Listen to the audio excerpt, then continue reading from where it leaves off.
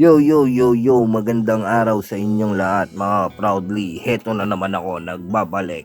At heto na nga ang dito namin dito sa Tivo Tidal Paradiso de Casiguran, ang tinatawag nilang Boracay ng Pasiguran. At dahil useless nga ang magde-date sa labas, ay joke lang. At dahil useless nga ang dala naming tent, dahil umulan nga kinagabihan dito sa Tivo Tidal, ay napasubo ang aming tent na pasukin ng tubig ulan. Buti na lang mga ka-proudly, convenient ang aming kasangga na si Grazer. Dito na nga kami natulog sa loob ng aming sasakyan. Ibinaba na lang namin ang 2 layer ng upuan at saka nilatagan namin ng karton. O di ba ang saya?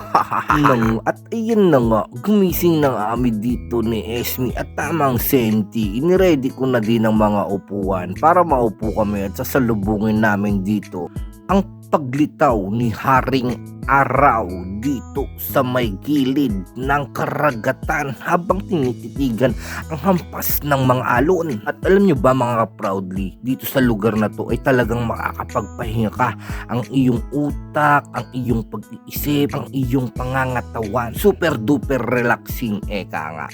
Dahil dito mga ka-proudly, walang makakaistorbo sa iyo at talagang tamang chill lang sa may gedi ang dapat mong gawin. Okay na okay ito para sa mag-picnic, campsite o magpaka-boy scout.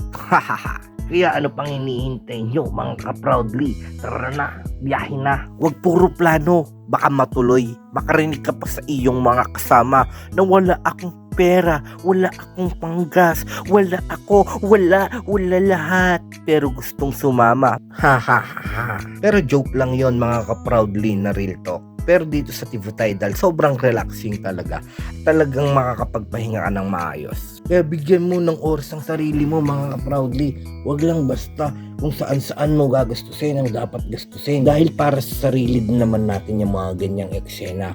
Sabi nga nila, di ba? Kung gusto, may paraan. Kung ayaw, may dahilan. Kung ayaw talaga, huwag mo nang pilitin. Baka ikaw pa yung masaktan.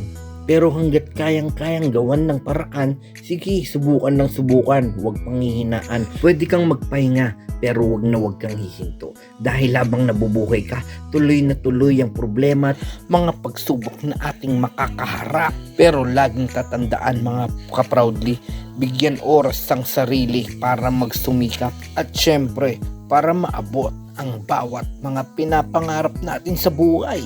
Kaya ano pang hinihintay ninyo mga ka-proudly? Tara muna ulit maglibang kahit kaunti, tapos grind na naman para sa kinabukasan upang wala tayong pagsisisihan bandang huli.